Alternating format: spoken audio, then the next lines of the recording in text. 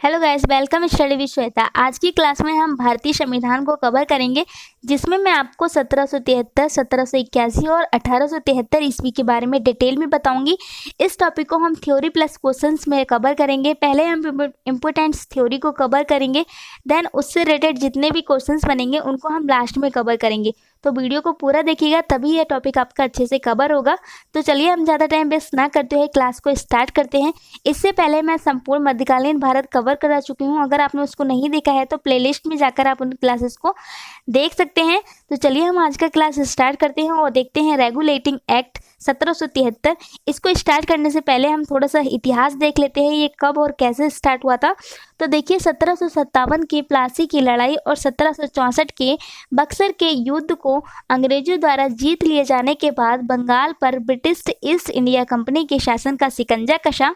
इसी शासन को अपने अनुकूल बनाए रखने के लिए अंग्रेजों ने समय समय पर कई एक्ट पारित किए, जो भारतीय संविधान के विकास की सीढ़ी बने। तो ये था इसका इतिहास। अब हम जानते हैं रेगुलेटिंग एक्ट 1773 ईस्वी के बारे में। रेगुलेटिंग एक्ट सर्वप्रथम कंपनी के कार्यों पर नियंत्रण स्थापित करने के लिए पारित किया गया।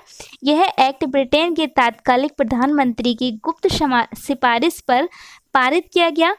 इस एक्ट के द्वारा एक नया पद बंगाल के गवर्नर को बंगाल का गवर्नर जनरल बनाया गया तथा मुंबई एवं मद्रास के गवर्नर को इसके अधीन कर दिया गया। तो पहले गवर्नर जनरल कौन थे? तो हमारे लॉर्ड वॉरेन हेस्टिंग जो थे वो इंडिया के पहले गवर्नर जनरल बने थे। इसके अलावा रेगुलेटिंग एक्ट 1774 ईस्वी में कोलकाता में एक उच्च न्यायालय की स्थापना की गई, जिसमें मुख्य न्यायाधीश और 3 अन्य न्यायाधीश थे। प्रथम मुख्य न्यायाधीश कौन थे? तो सर एलिजा इम्पेथिस जो थे वो पहले मुख्य न्यायाधीश थे, और इसके अलावा जो 3 अन्य थे, चैम्बर्स और लिमिस्टर एंड हाइट जो थे वो ये 3 थे। तो आपको इन चारों के नाम याद रखने हैं। मोस्टली एग्जाम में इन चारों में से किसी का भी नाम पूछा जा सकता है। इसके बाद हम बात कर लेते हैं एक्ट ऑफ सेटलमेंट की 1781 की। इसकी कुछ विशेषताएं थी, जो कि इसकी 3 प्रमुख विशेषताएं थी। रेगुलेटिंग एक्ट 1773 की खामियों को ठीक करने के लिए ब्रिटिश संसद ने अमेंडिंग एक्ट 1781 पारित किया, जिसे बंदोबस्त कानून एक्ट ऑफ सेटलमेंट के नाम से भी जाना जाता है। तो मैंने जैसा कि अभी आपको बताया, इसकी 3 प्रमुख विशेषताएं थी। रेगुलेटिंग एक्ट की कमियों को दूर करने के लिए इस एक्ट का प्रावधान किया गया। इस एक्ट के अनुसार कोलकाता की सरकार को बंगाल, बिहार, उड़ीसा के लिए भी विधि बनाने का प्राधिकार प्रदान किया गया। तो इसकी जो पहले विशेषता थी, इस अधिनियम द्वारा सर्वोच्च न्यायालय पर यह रोक लगा दी गई कि वह कंपनी के कर्मचारियों के विरुद्ध कार्रवाई नहीं कर सकता। सेकंड विशेषता थी कानून बनाने तथा उसका क्रियान्वयन करते समय भारतीयों के सामाजिक और धार्मिक रीति रिवाजों का सम्मान करना। नेक्स्ट था, इस कानून में राजस्व संबंधी मामलों तथा राजस्व वसूली से जुड़े मामलों को भी सर्वोच्च न्यायालय के क्षेत्र अधिकार से बाहर कर दिया गया। तो ये इसकी 3 विशेषताएं थी। अब इसके बाद हम बात कर लेते हैं 1873 के अधिनियम। इस अधिनियम के द्वारा उपबंध किया गया कि ईस्ट इंडिया कंपनी को किसी भी समय भंग किया जा सकता है। 1 जनवरी 1884 ईस्वी को ईस्ट इंडिया कंपनी को औपचारिक रूप से बंद कर दिया गया था। इसके अलावा 1909 में लॉर्ड मॉर्ले इंग्लैंड में भारत के राज्य सचिव थे, और लॉर्ड मिंटो जो थे वो भारत के वायसराय थे। इसमें मैंने उसी टॉपिक को कवर किया है, जो कि इम्पोर्टेंट टॉपिक है, जिससे मोस्टली एग्जाम में क्वेश्चंस पूछे जाते हैं। अब हम बात कर लेते हैं 1919 के भारत शासन अधिनियम की, जिसकी की प्रमुख विशेषताएं थी। इसकी 2 प्रमुख विशेषताएं थी। कौन कौन सी थी?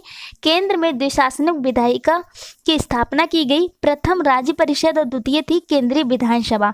राज्य परिषद की बात करें तो इसमें सदस्यों की संख्या 60 थी, जिसमें 34 निर्वाचित होते थे और 26 मनोनीत हुआ करते थे। इनका कार्यकाल 5 वर्ष का होता था। इसी प्रकार केंद्रीय विधानसभा के सदस्यों की संख्या 144 थी, जिसमें 104 निर्वाचित तथा 40 मनोनीत होते थे। इनका कार्यकाल 3 वर्ष का होता था। दोनों सदनों में अधिकार समान थे। इनमें सिर्फ एक अंतर था कि दोनों बजट पर स्वीकृति प्रदान करने का अधिकार निचले सदन को था। इसमें 2 प्रांतों में द्वंद्व शासन प्रणाली का प्रवर्तन किया गया। द्वंद्व शासन के जनक कौन थे? लियोनस कार्टियस जो थे वो इसके जनक थे। नेक्स्ट की बात कर लेते हैं।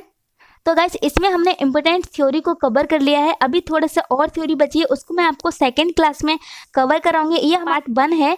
इसके बाद पार्ट 2 आएगा जिसमें हम पूरी थ्योरी को कवर कर लेंगे। उसके बाद मैं आपके अनुच्छेद स्टार्ट करा दूंगी। तो इससे रिलेटेड जितने भी इंपॉर्टेंट क्वेश्चंस बने हैं उनको मैंने कवर किया है। तो चलिए हम उन क्वेश्चंस को देख लेते हैं। हमारा फर्स्ट क्वेश्चन है, रेगुलेटिंग एक्ट 1773 मद्रास तथा मुंबई प्रेसिडेंसी को किस प्रेसिडेंसी के अधीन किया गया? तो इसका राइट आंसर बंगाल प्रेसिडेंसी है। बंगाल प्रेसिडेंसी के अधीन इन दोनों को कर दिया गया था। नेक्स्ट क्वेश्चन है, रेगुलेटिंग एक्ट 1773 के तहत प्रांतीय सरकारों पर किसे नियंत्रित करने का अधिकार प्रदान किया गया? तो इसका राइट आंसर गवर्नर जनरल है। इसी प्रकार नेक्स्ट क्वेश्चन देख लेते हैं, किस अधिनियम के तहत बंगाल के गवर्नर को समस्त अंग्रेजों क्षेत्रों का गवर्नर जनरल कहा जाने लगा? तो रेगुलेटिंग एक्ट 1773 के अंतर्गत अंग्रेज क्षेत्रों का गवर्नर जनरल कहा जाने लगा था। नेक्स्ट क्वेश्चन है, बंगाल के शासन के लिए बनाई गई 4 सदस्य परिषद के सदस्यों को किस प्रशासन से संबंध कर दिया गया? तो इसका राइट आंसर है नागरिक तथा सैन्य प्रशासन से इसका संबंध कर दिया गया था। नेक्स्ट क्वेश्चन है, रेगुलेटिंग एक्ट 1773 के तहत किस स्थान पर उच्चतम न्यायालय की स्थापना का प्रावधान किया गया था? तो इसका प्रावधान कलकत्ता में किया गया था, जिसको बाद में चेंज कर कोलकाता कर दिया गया।